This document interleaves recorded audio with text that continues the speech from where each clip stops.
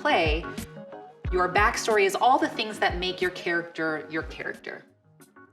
And I found that it's been really helpful for me to actually deep dive into those things to really get as specific as possible, really drill down, because they inform how I move. So what am I talking about when I'm talking about backstory? And drilling down and really being specific. So when I was playing Miss Honey in Matilda, I don't know if any of you all have seen that show, but Miss Honey is a teacher.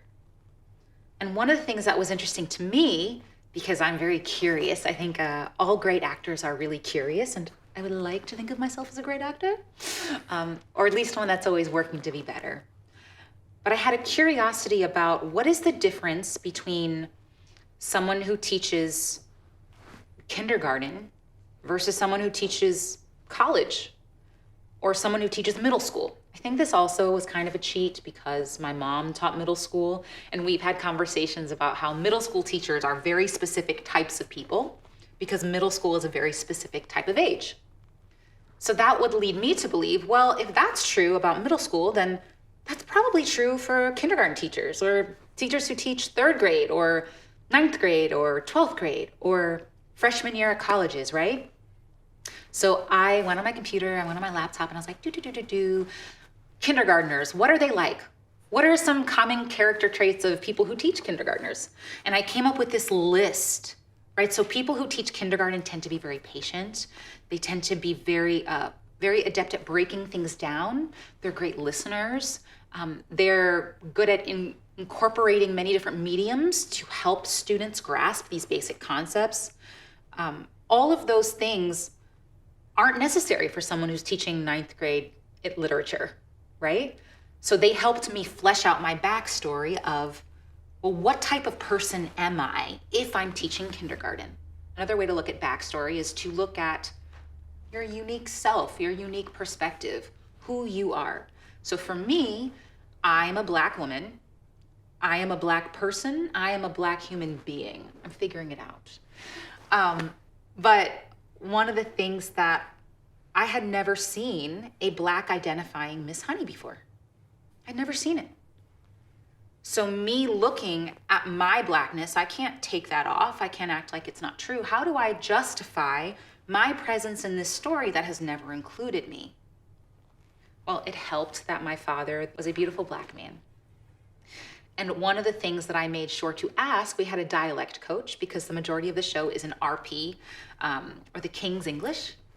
And I said, well, what if I'm not from here? Because Miss Honey is, to me, looking at the script, looking at the given circumstances of the script, looking at the characters I was relating to and who they were and how they felt, and why is it that I would have such a strong pull towards Matilda? Well, what if it's because I also feel like an outsider? Matilda feels outside. She feels different from her family.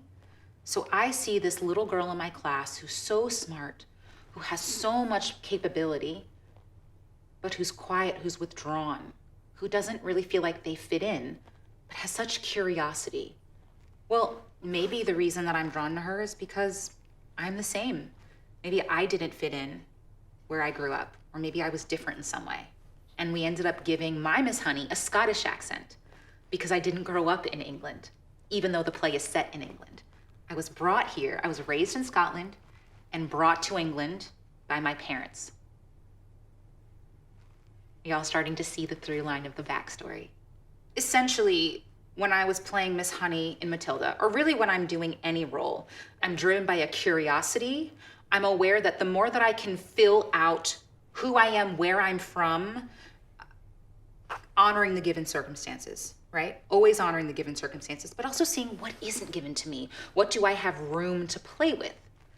So in Matilda, the show, it never says anywhere that Miss Honey's from England. It doesn't say that. It doesn't say she's not from Scotland, so why not, right? It doesn't say that Miss Honey doesn't feel things very deeply. It says that she presents as more timid and meek. It doesn't mean that she doesn't also have anger and frustration. It doesn't mean that she's strong because she's timid. It just means that her strength manifests in a different way. So really looking for, as you're going through the given circumstances, you really want to also look for what isn't there. And how can you use both those things, what the playwright's given you, what the screenwriter's given you, and what they haven't, to weave a compelling story that feels truthful and full, vibrant, colorful for you. And then you get to play in that world.